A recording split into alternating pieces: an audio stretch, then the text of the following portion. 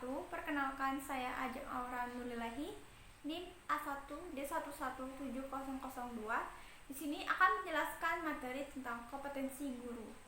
Apa itu kompetensi guru? Kompetensi guru adalah perpaduan antara kemampuan personal, keilmuan, teknologi, sosial, dan spiritual yang secara menyeluruh membentuk kompetensi standar profesi guru yang mencakup penguasaan materi, pemahaman terhadap peserta didik, pembelajaran yang mendidik, dan pengembangan pribadi serta profesionalisme. Kompetensi guru meliputi kompetensi pedagogik, kompetensi kepribadian, kompetensi sosial, dan kompetensi profesionalisme yang diperoleh melalui pendidikan profesi. Undang-Undang Nomor 14 Tahun 2005 tentang Guru dan Dosen. Kompetensi pedagogik merupakan kompetensi khas yang akan membedakan guru dengan profesi lainnya dan akan menentukan tingkat keberhasilan proses pembelajaran dan hasil pembelajaran peserta didik. Berkaitan dengan kegiatan penilaian kinerja guru, terdapat 7 aspek dan 45 indikator yang berkenaan dengan kompetensi pedagogik. Berikut ini disajikan 7 aspek kompetensi pedagogik beserta indikatornya. Yang pertama, menguasai karakteristik peserta didik. Indikatornya, guru dapat mengidentifikasi karakteristik belajar setiap peserta didik di kelasnya. Indikator yang kedua, guru memastikan bahwa semua peserta didik mendapatkan kesempatan yang sama untuk berpartisipasi aktif dalam kegiatan pembelajaran. Indikator yang ketiga, guru dapat mengatur kelas untuk memberikan kesempatan belajar yang sama pada semua peserta didik dengan kelainan fisik ataupun dengan kemampuan yang belajar yang berbeda. Indikator yang ketiga, guru dapat mengatur kelas untuk memberikan kesempatan belajar yang sama pada semua peserta didik dengan kelainan fisik dan kemampuan belajar yang berbeda. Indikator yang keempat, guru mencoba mengetahui penyebab penyimpangan perilaku peserta didik untuk mencegah agar perilaku tersebut tidak merugikan peserta didik yang lain. Indikator yang kelima, guru membantu mengembangkan potensi dan mengatasi kekurangan peserta didik. Indikator yang keenam, guru memperhatikan peserta didik dengan kelemahan fisik tertentu agar dapat mengikuti aktivitas pembelajaran sehingga peserta didik tersebut tidak termarginalkan atau tersisihkan atau diolok-olokkan atau minder dan sebagainya. Aspek yang kedua yaitu menguasai teori belajar dan prinsip-prinsip pembelajaran yang mendidik. Indikator yang pertama, guru memberikan kesempatan kepada peserta didik untuk menguasai materi pembelajaran sesuai usia dan kemampuan belajarnya. Yang indikator yang kedua, guru selalu memastikan tingkat pemahaman peserta didik terhadap materi pembelajaran tertentu dan menyesuaikan aktivitas pembelajaran berikutnya. Indikator yang ketiga, guru dapat menjelaskan alasan pelaksanaan kegiatan pembelajaran baik yang sesuai maupun yang berbeda dengan rencana. Indikator yang keempat, guru menggunakan berbagai teknik untuk memotivasi kemauan belajar peserta didik. Indikator yang kelima, guru merencanakan kegiatan pembelajaran yang saling terkait antar satu sama lain. Indikator yang keenam, guru memperhatikan respon peserta didik yang belum atau kurang memahami materi pembelajaran yang diajarkan oleh guru. Aspek yang ketiga adalah pengembangan kurikulum. Indikator yang pertama adalah guru dapat menyusun silabus sesuai dengan kurikulum.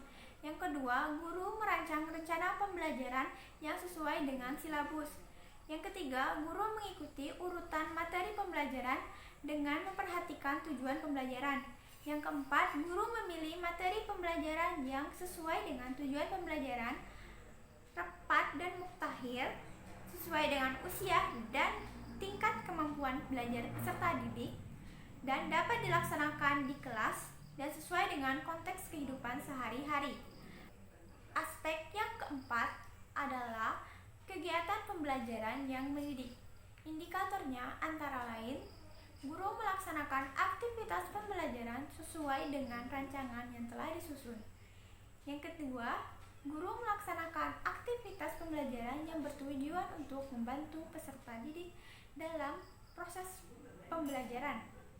Yang ketiga, guru dapat mengkomunikasikan informasi baru kepada peserta didik. Yang keempat, guru menyikapi kesalahan yang dilakukan peserta didik sebagai tahapan proses pembelajaran. Yang kelima, guru melaksanakan kegiatan pembelajaran sesuai isi kurikulum dan mengkaitkannya dengan konteks kehidupan sehari-hari peserta didik. Yang keenam, guru melakukan aktivitas pembelajaran secara bervariasi dengan waktu yang cukup untuk kegiatan pembelajaran yang sesuai dengan usia dan tingkat kemampuan peserta didik. Yang ketujuh, guru mengelola kelas dengan efektif. Yang kedelapan, guru memanfaatkan audio visual termasuk teknologi ilmu dan komunikasi untuk meningkatkan motivasi belajar peserta didik. Yang kesembilan, guru memberikan banyak kesempatan kepada peserta didik untuk bertanya. Yang kesepuluh, guru memberikan pelaksanaan aktivitas pembelajaran secara sistematis. Yang kesebelas, guru menggunakan alat bantu mengajar dan audio visual untuk meningkatkan motivasi belajar peserta didik. Aspek yang kelima adalah pengembangan potensi peserta didik. Indikatornya antara lain, yang pertama, guru menganalisis hasil belajar berdasarkan segala bentuk penilaian.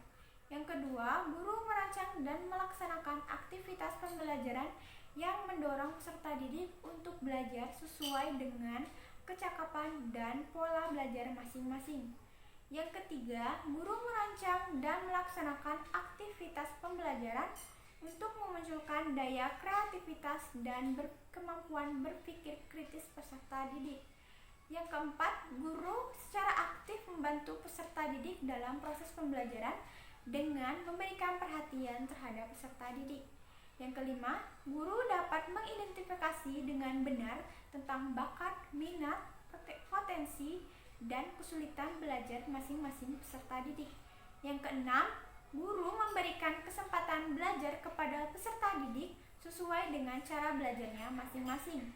Yang ketujuh, guru memusatkan perhatian dan interaksi dengan peserta didik dan mendorongnya untuk memahami dan menggunakan informasi yang disampaikan.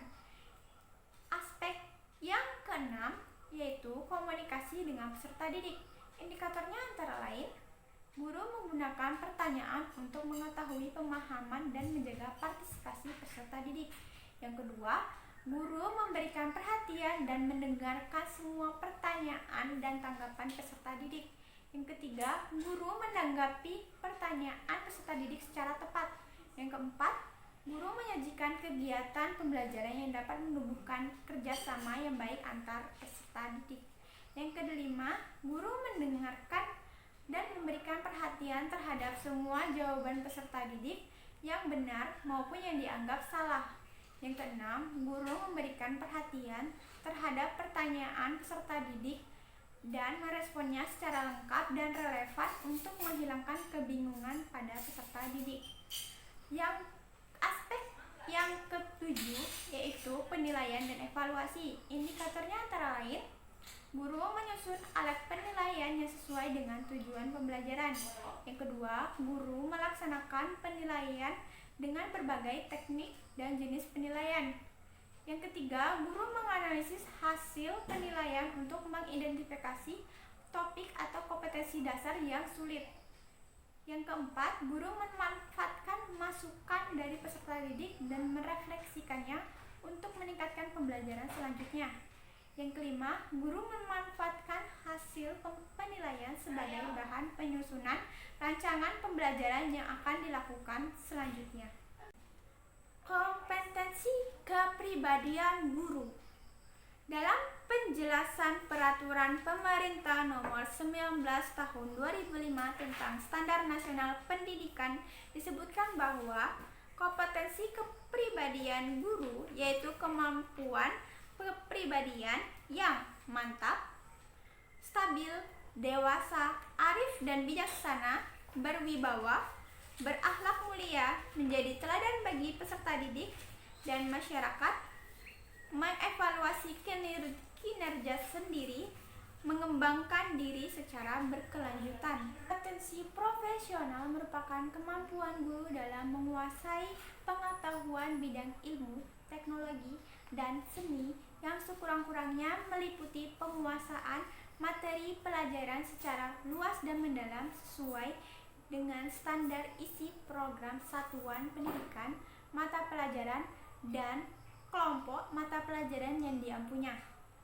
dan konsep-konsep dan metode disiplin keilmuan, teknologi, seni yang relevan yang secara konseptual menaungin atau koheren dengan program satuan pendidikan, mata pelajaran, dan kelompok mata pelajaran yang dia ampu.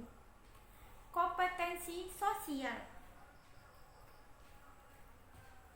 Dalam Standar Nasional Pendidikan Pasal 28 Ayat 3 dikemukakan bahwa yang dimaksud dengan kompetensi sosial adalah kemampuan guru sebagai bagian dari masyarakat untuk berkomunikasi dan bergaul secara efektif dengan peserta didik, sesama pendidik, tenaga kependidikan, orang tua atau wali peserta didik, dan masyarakat sekitar.